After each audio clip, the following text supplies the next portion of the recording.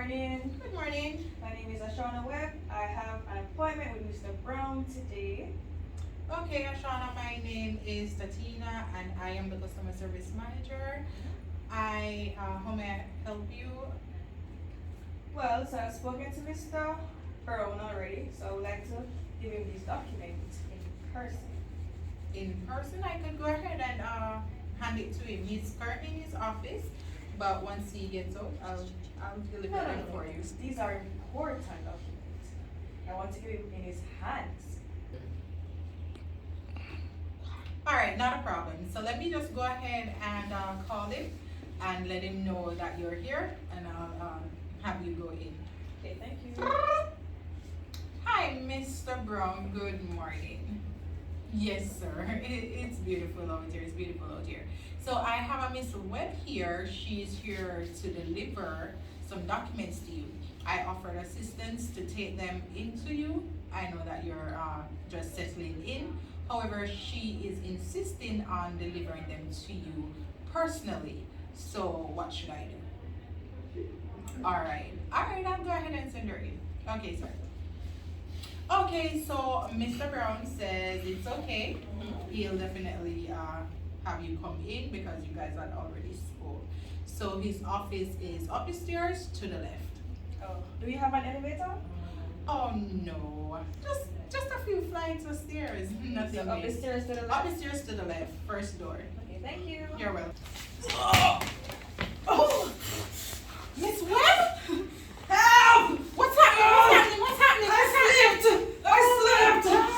The rail. Oh my God. That was a hazard for a couple of days now. Jesus. How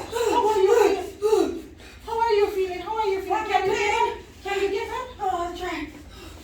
Oh my God, your leg seems to be broken. Oh my God, your leg seems to be broken. Let me go get our safety man. Hurry, Safety man on site. Mr. Brown, What seems to be the problem? What seems to be the problem? Oh, I guess, Right. the rail, she slipped and she fell from the rail. Let's go. Hurry! Let's stabilize the leg. Put this around. I think it's broken. With this, once we stabilize the leg, it won't get any worse or any damage. So let's stabilize the leg and try to get it to the hospital as quickly as possible. All right, so Let's help our we're going to take you over. First aid kit. All right. Let's help our All right, no pressure. Don't put any pressure on the leg. All right, wrap your hand around me. All right.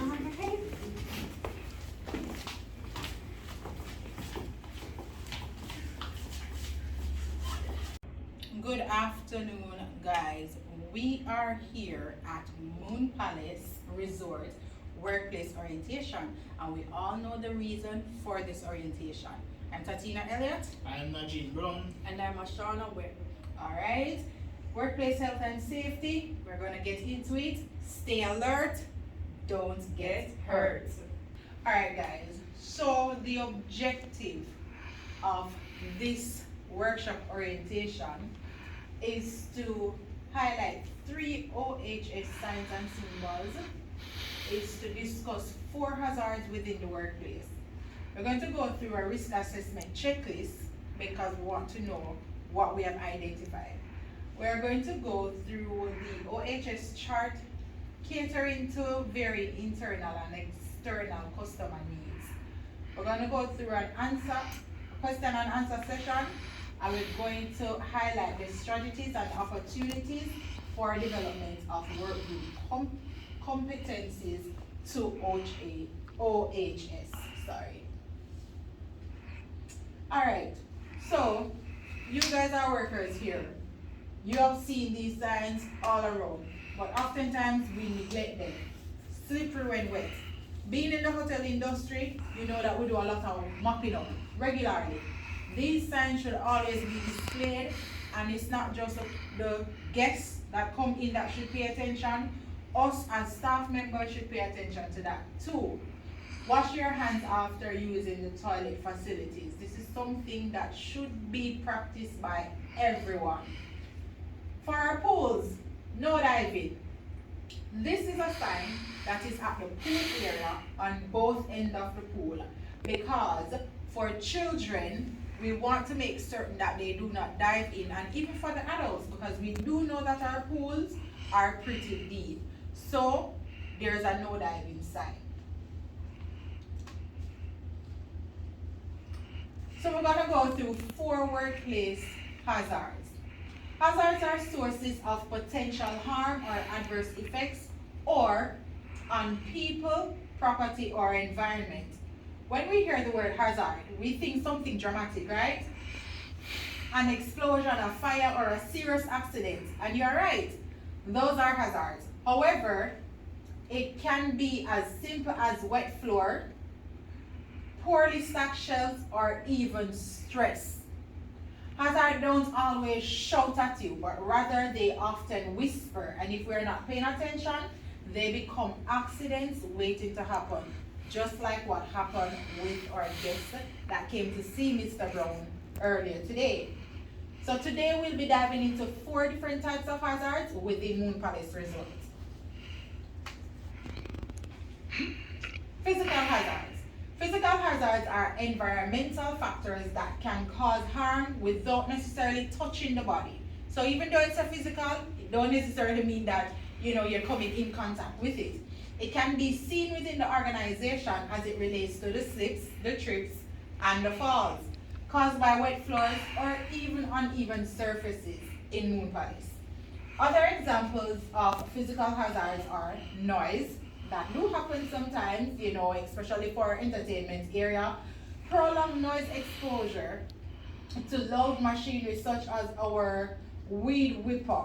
So whenever the lawn is being cut, that is a hazard if it happens on a prolonged period of time. Or the floor polisher that we use to polish the concrete. If we have that running for a long time, it is a hazard. Radiation. Working near X-ray machines without proper shielding. Alright, so continuing. Chemical hazards. Chemical hazards involve substances that can cause health problems through inhalation, ingestion, or skin contact. Examples of these: cleaning products. In the hotel industry, we use a lot of this. We use a lot of bleach. We use a lot of ammonia. We use a lot of detergents. And these are used in the janitorial services. Solvents and paints. Inhaling fumes in a painting workshop, or even the renovation that was done the other day, that is a hazard if our workers or our guests are, inhaling the fumes over a period of time. Pesticides. This is used in agriculture or pest control without protective gear. However, not just in agriculture, we do have our lawns, and you do know that we want to keep our lawns pretty and green and lush. We use pesticides. So we have to be mindful that this is a chemical hazard. Continuing, biological hazard comes from their byproduct that can cause illness or disease. Example of these: bacteria and viruses found in hospital or laboratories, but not just in labs or hospitals. We can think of the flu. It is found basically anywhere where we gather, anywhere where there is people breathing. Example, flu, COVID-19. Mold and fungi. This is found in damp areas or in air-conditioned systems. So that's something that we have to be mindful of. All our rooms are air-conditioned rooms, so we have to be mindful of that. Blood-borne pathogens.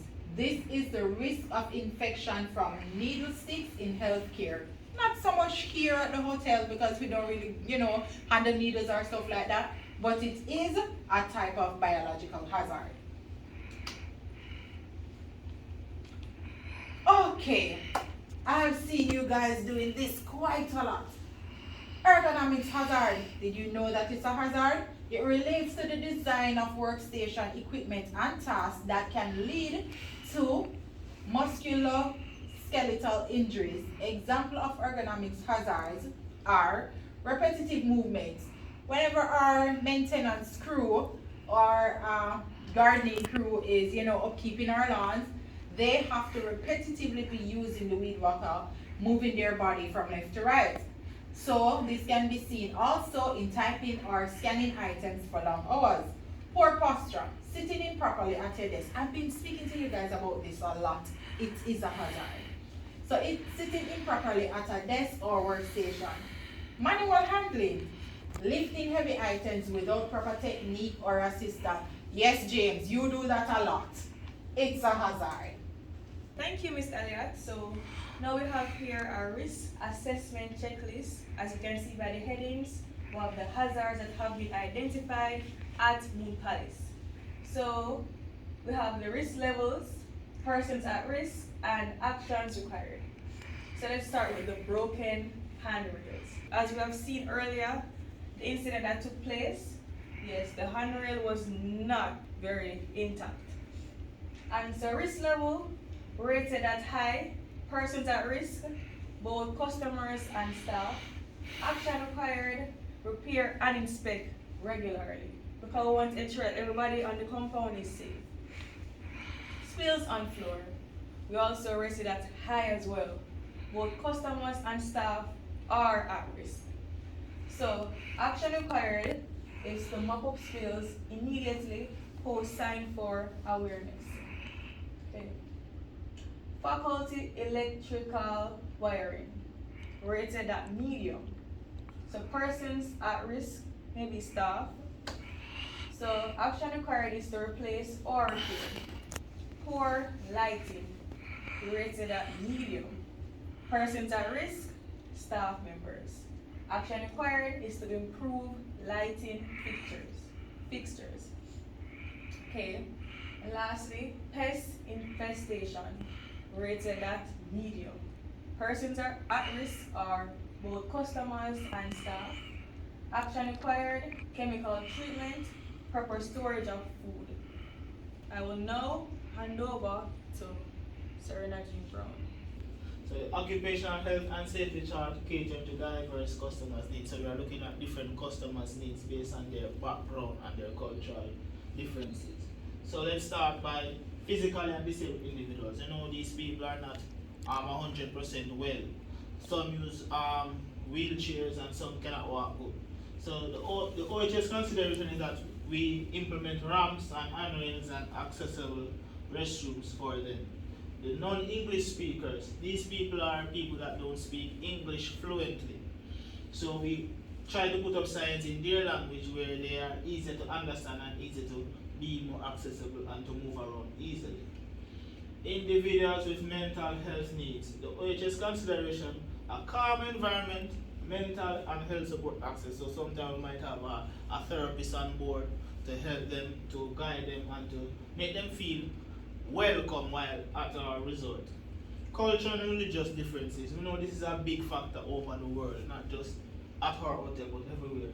So we show the OHS consideration we put in place was to respect dress codes, prior breaks for who praise like Muslim and those people, and gender consideration for people who have recently changed their genders. Now we'll skip to the next one. So some strategies and opportunities for development of work group competencies to OHS.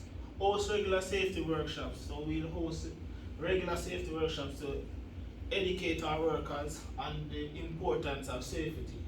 Encourage hazard reporting culture, which is very important. This will also help the company from being liable to lawsuits and things like that.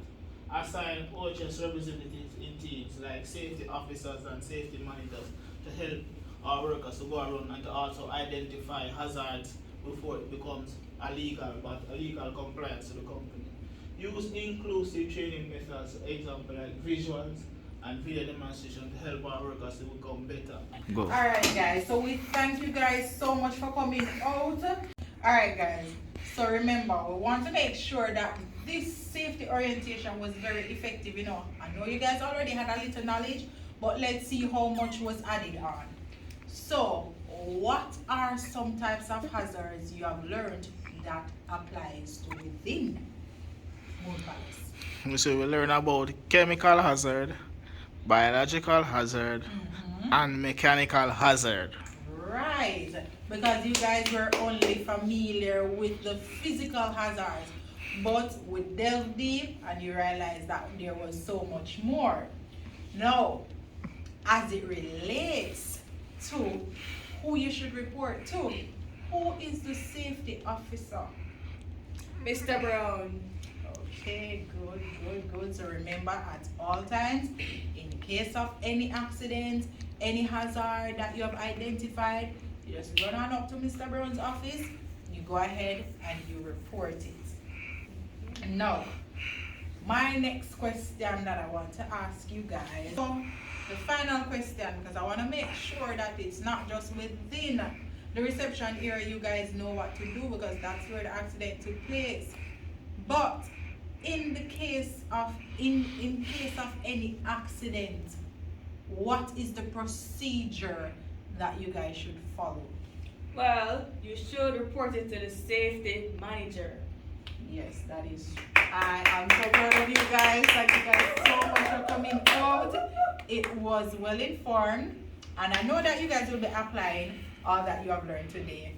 So good job, guys.